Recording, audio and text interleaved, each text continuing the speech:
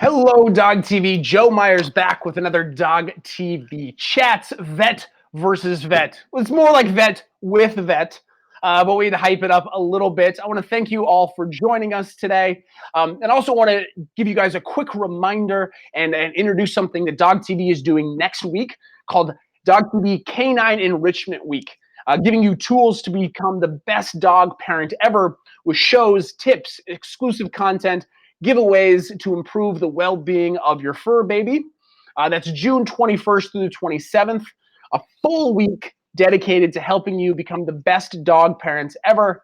Head over to dogtv.com/canine-enrichment to learn all about that, to join the giveaways. But I know you're not here to talk to me. You're not here to see me. You're here to see our two guests. I want to introduce my first guest. If you've been watching TV for the past 17 years, you probably know who this man is, Dr. Pol. He's the star of NatGeo Wild's #1 television series, The Incredible Dr. Pol. His new season premieres on July 11th at 9 p.m. Eastern with a 90-minute special, and all of his past seasons are on Disney+. Welcome, Dr. Pol. Hello, Joe. How are you? Thanks for having me. Thank you so much, Dr. Pol, for being here. And my next guest is a practicing veterinarian, a singing veterinarian, star of Animal Planet's Hanging with the Henderson, co-host of Vet Bros Live, practices in Lakewood, Colorado. Please welcome Dr. Henderson. Dude, Joe, I'm so excited to be here. So excited to be sitting, next to this guy, right? This way, right? Which way? Hello, Dr. Henderson. How are you? I'm doing great, man. I've been doing my bicep curls. I heard we're gonna arm wrestle later. Yes, for sure. Yeah, there'll be a pay-per-view boxing match later. Link in the descriptions. Not actually happening. Nope. Who do you think would win? I have my feeling. I win. I busted both mine. Yeah. Where are we? Go this way. See this? No chance, man. I can hardly lift. Both busted. Yeah, he's ready to go. I've seen him with full-grown horses, and so awesome. So we're gonna have a ton of fun. Vet versus vet, behind-the-scenes look at both of your guys' shows, your experience, and everything you've done. So I want to start off with, what was the first day of filming your TV show like? Dr. Pol, I'll let you start off. Okay. That was strange because, see, Charles and a couple buddies came out of LA and said, Dad, we should make a reality show about you. So they just hired a cameraman, and the very first week was just filming. The biggest problem was that the farmers where we were filming didn't like it because they already had so much flack from not treating the animals right. But I told them, no, this is going to be a different show. And yes, so that was actually the first week. And then we got, started the show, well, we had no idea what to do. Of course not. We just did our work. And a couple times it was where, can you do this? Can you do that? I said, no, this is my patient. You want to film it, be my guest. But otherwise, no. This is what I do. If you want to film it, that's fine. And basically, that's the format that we kept, where, what we do, you film, but nothing is done specially for the camera, unless, Charles, Diane, and I are goofing off. that is everything is that lip, nothing is scripted. We just come in there and start talking and never shut up. That's the problem. I have no doubt. I've met you a couple times. I have no doubt. I know. Dr. Henderson, what about you? What was that first day? Camera crews in the office. What was that like? Were you tripping over them? Were you? We had two very big camera harness people and about 12 people. So it was way different. And we have a pretty small office. And actually, it was really encouraging to hear Dr. Pol say that, because we were in the same boat. We're just like, hey, this, there's no script in our show. It was all docuseries. And that was one of our kind of prereqs for even considering a show, was making sure that that it wasn't going to get in the way of our ability to care for our patients. So finding out that our cameraman and our showrunner and everything were just the biggest animal lovers, and they were just flies on the wall. And at first it was super weird. I mean, I've been in front of cameras and done interviews and stuff because of some viral videos and stuff, but it was different. It was way different. And trying to talk through stuff and kind of get the understanding of before and after explaining a case, that was something that took a little bit to get used to. So you can see on our first episode compared to our 10th, that's getting into a rhythm, you know. But it was a blast. It was a blast. That is awesome. Next question, Dr. Henderson, I'll let you go first on this one. How often do you watch your own show, or do you watch your own show? I've watched each episode once when it aired, and that's it. I mean, it's because I don't know about you, Dr. Pohl, but we don't really know what's gonna air. No, we don't. You know, we get 100 hours of taping a week, and you use 40 minutes.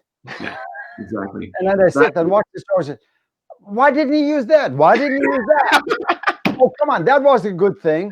Do you secret later when we retire? Then you still have 10 years of episodes. It's so true. Yeah, I think when they presented it, they're like, "Hey, we're going to get 10 hours of footage a day. On average, about 6 to 8 minutes will make it to air," which is crazy. So it's very interesting. But that's why I feel the same. I think one part I exploded an abscess on a horse, and they're like, "That's the biggest abscess I ever saw," and I was like, "You should see my back," and as a joke. And then they aired that part. I was like, okay. I was kidding you guys. I don't have a massive boil on. See, that's the thing. Diane always tells me, Jan, she says, quit goofing off in front of the camera because they use it. Yeah. I don't after 17 seasons, I don't think that'll happen yet.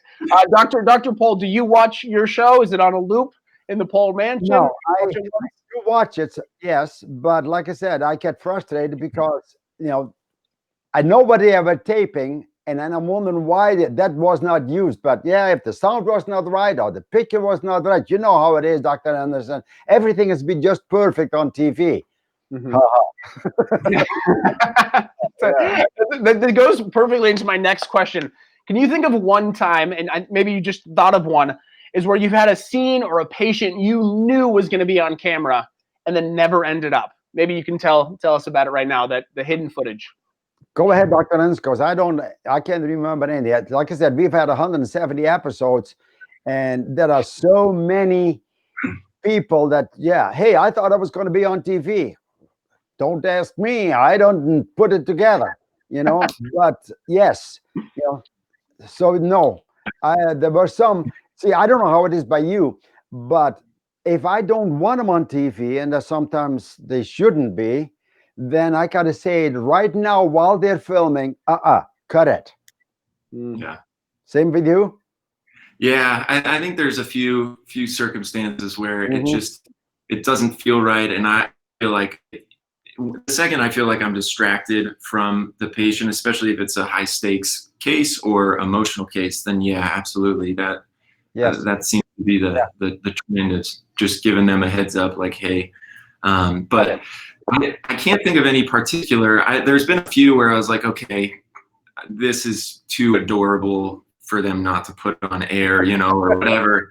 But I think it's more so our clients, when they're filming, I would say 95% of our clients coming in were super excited, and the thought of their animal's story being aired and stuff, and then just being like, because everybody has to sign these waivers and releases, right?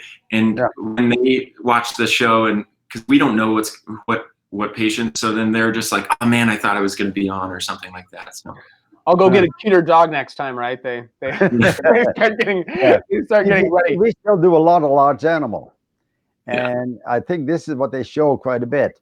But a couple times, those cameramen, and at least one time, got bowled over by a beef cow.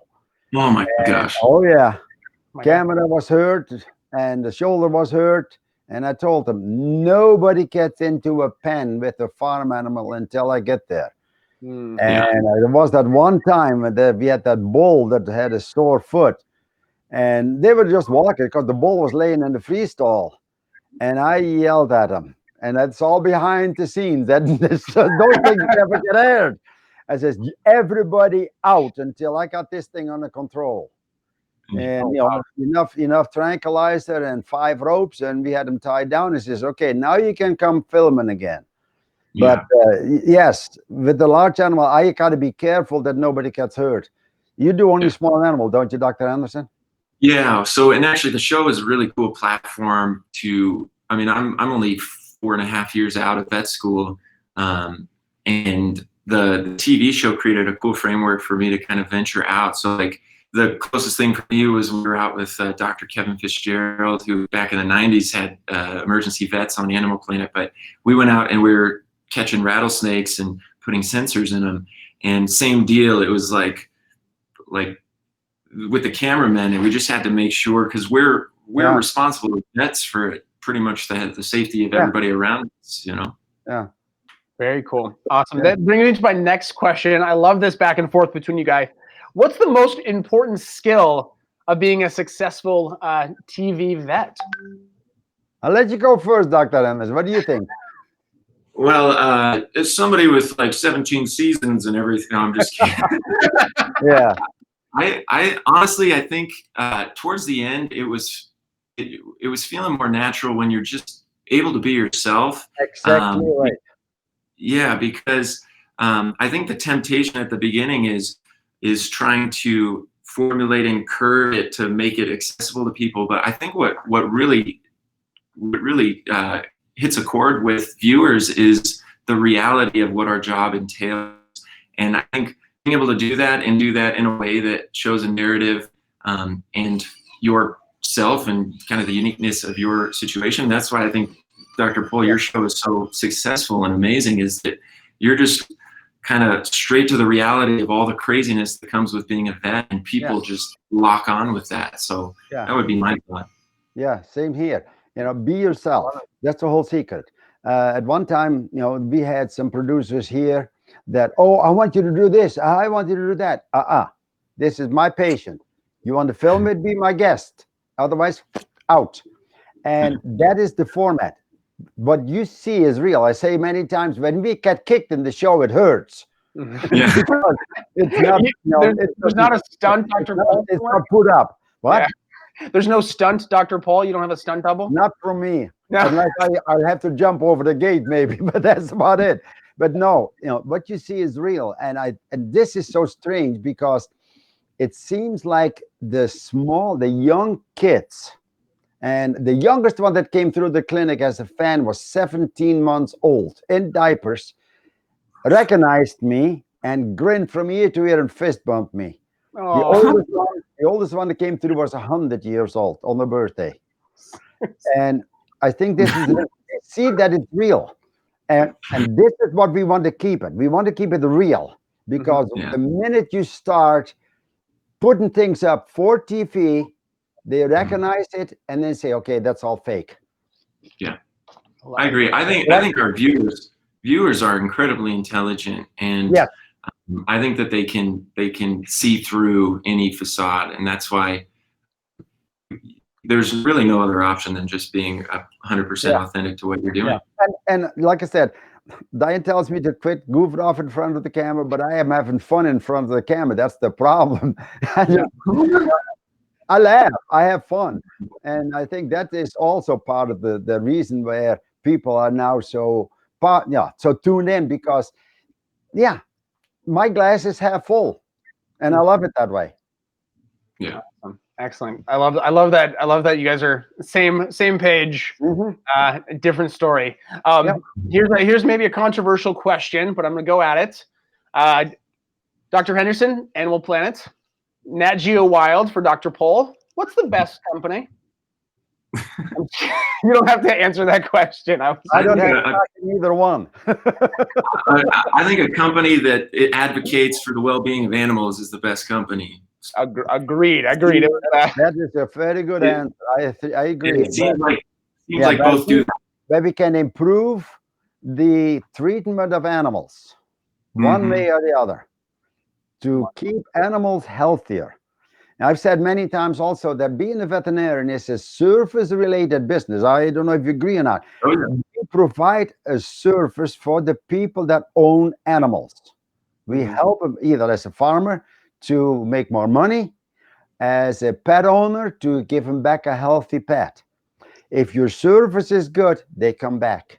And this is important for me that, yes, do the best you can, but you're not God. You cannot save every animal. And you have to accept that too. Yeah. But do the best you can, for the people to give them back a pet that they can take home. Love it. Excellent. Well, the question was tongue in cheek, but you guys turned it around on me. Yeah, so I turned it around. Okay, whatever channel makes no difference. Either Animal Planet or NatGeo Wild, that comes through the show where we both take care of animals to the best of our ability. Yeah, excellent. My compliment to you too, Dr. Henderson, of course. Of course, mutual, boss. One thing, my dad. So my dad's been a vet for over 45 years. I don't know if you got him beat, Dr. Pohl. Maybe not. Yes. Maybe yeah, quite a bit. Oh, my God. Anyways, but one thing that he always said is similar to what you said. We're really only slowing down or speeding things up, right? So we're either speeding up healing or we're slowing down the loss of quality of life, or and yeah, as long as we're kind of entering in and being there for the clients and giving them options and feeling like we're on their team, I think that's where it feels the most fulfilling, at least for me. Yes. Okay. That's a perfect transition, Dr. Henderson. Thank you so much for that. Family is a big theme of both your shows. Yeah. Dr. Pohl, your featured is in this show. I think in one of your episodes, you found out you're going to be a grandfather for the second time. And Dr. Henderson, your show has 3 Dr. Hendersons. Yeah. How important was it from the beginning to include your family, Dr. Pohl? Well, Diane and I have been working together for the last 40 years. She has been the office manager, and the kids have been helping when I started out here. And so, yes, everybody is involved. Of course, Charles is now a producer, but no, Diane and I have been working together all the time. And I like it. And that's why it's a family business. So, yes, just having follow me, no. And then we have, at this moment, we have 5 veterinarians at the clinic again with the staff and everything. It's like a big family. Everybody works together, and that's the way I want it. So it's not just my family that's in there. Like I said, the whole clinic is as a family. Excellent. Yes. Dr. Henderson?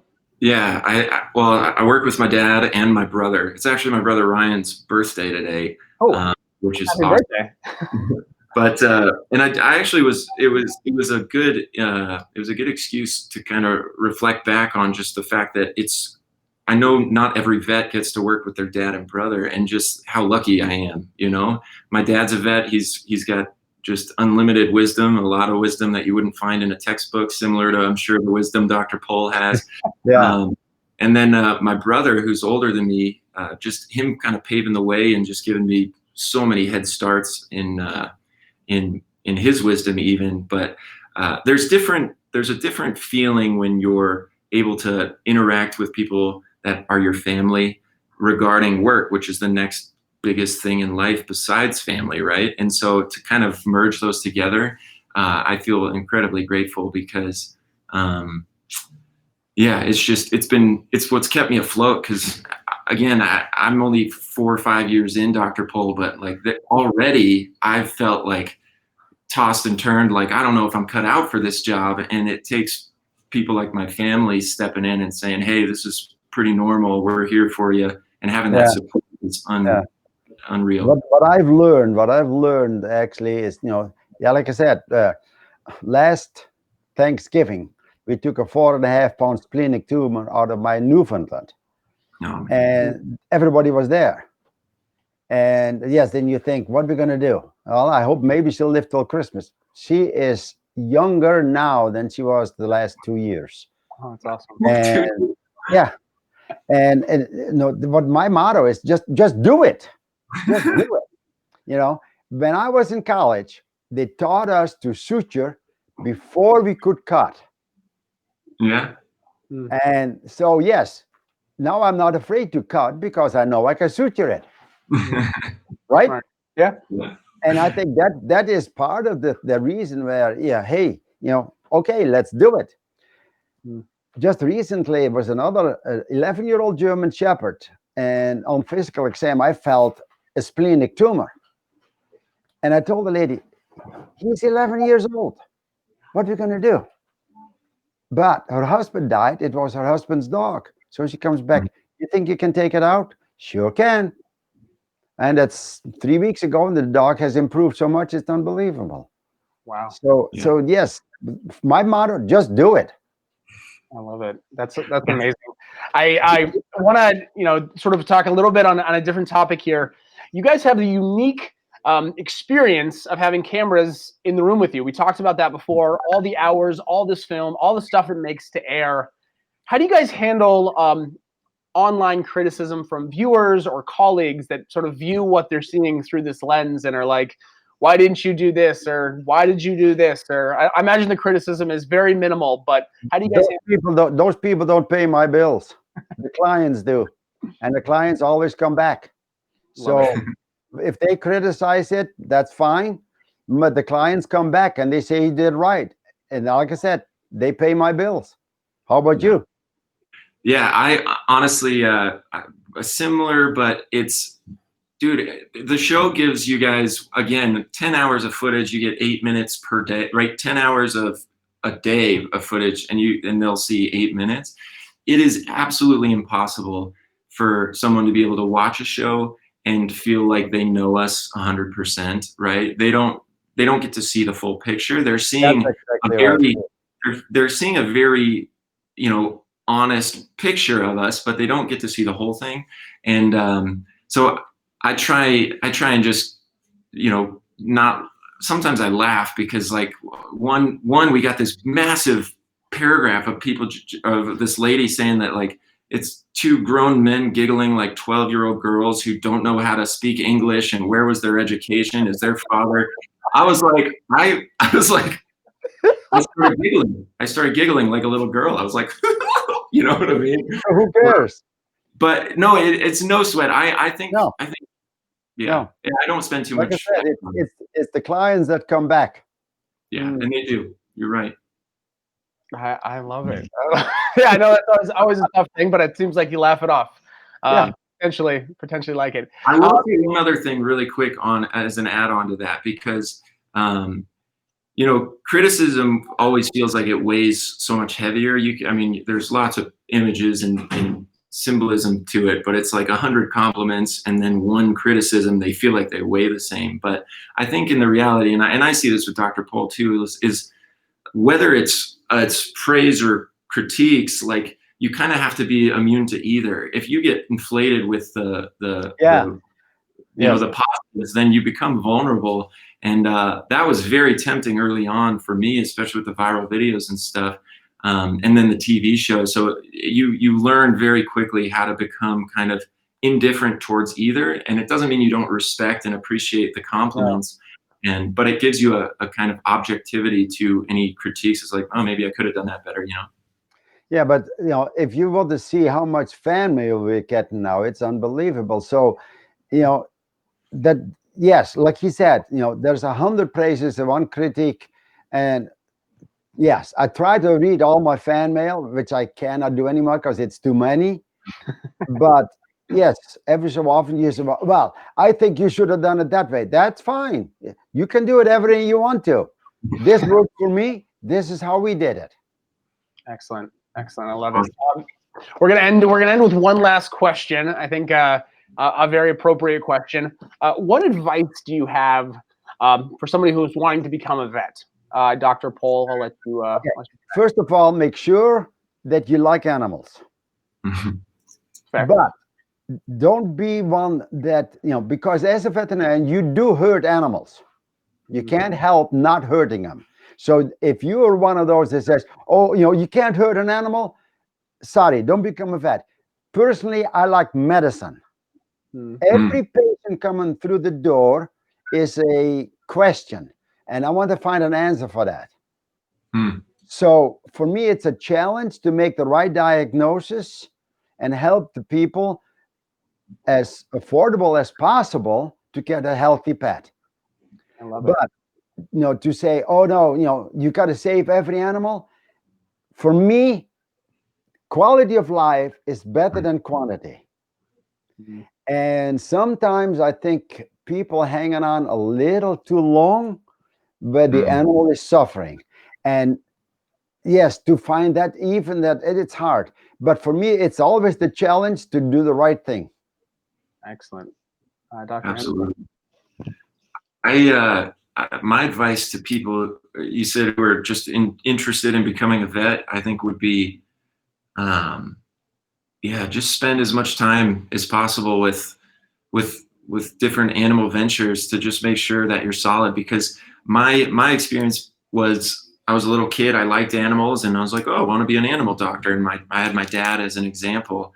And then it morphed into, hey, there's a cost to being a vet, not a money cost, but an emotional cost. And you got to be a certain type of thread to be able to make it as a vet, right? Because you got to make hard decisions. You got to counsel people through hard decisions with high stakes. And I think that kind of comprehending that as someone who wants to be a vet and knowing that and walking into it is a very significant part of the process. And then the last thing is make sure that you're good talking with people, because even though we're working with animals, 90% of our job is interacting with people. We're more often treating the owner, and not treating, but we're communicating with them in a way to help them understand what's in the best interest of their pet and how we can be on their team to help them figure it out. Yeah. Get the animal better. But yes, no animals. I said many times now, look the animal. No, for new vets, look at the animals. Try to understand animals, and then you can help them. And it's important that you have an interaction with animals before you become a veterinarian, right? Oh yeah, yeah. Excellent. I agree. I agree completely. Well, I want to end it. One more. Well, I was just gonna say, as far as the people variable, if you want to be a vet because you hate dealing with people, there's probably versions of being a vet you could find, but being a vet's probably not their job for you. That's a good. Yeah, that's a good piece of advice, that vets and people are aligned. Well, I want to thank you both for joining. I want to remind everybody about season 17 with Dr. Pohl coming up on July 11th, and the special 4th of July Poly Marathon of the incredible Dr. Pohl that airs June 29th through June 6th on NatGeo Wild, and then their new show Recheck on YouTube. Go check that out at youtube.com/Dr. Pohl. Dr. Henderson, I know you are doing Vet Bros Live and your theater. Is there anything else going on in your world that we can tell the audience about? Join me watching Dr. Pohl on those dates. I'll be excited to watch the 8 minutes per 10 hours of video, right? And Ryan and I are going to be doing our Vet Bros Live online, but you can find all that info on my Dr. Ross Henderson page and also on social media, Instagram as well. Excellent. We'll follow them both. And next week, guys, hang out for Canine Enrichment Week here on DOGTV. Shows, tips, exclusive content, and giveaways. June 21st through the 27th. Head over to dogtv.com/canine enrichment to learn more about that. Any parting words for our guests, for your guests, Dr. Pohl or Dr. Henderson? Nice talking with you, Dr. Henderson. My pleasure. Just keep working.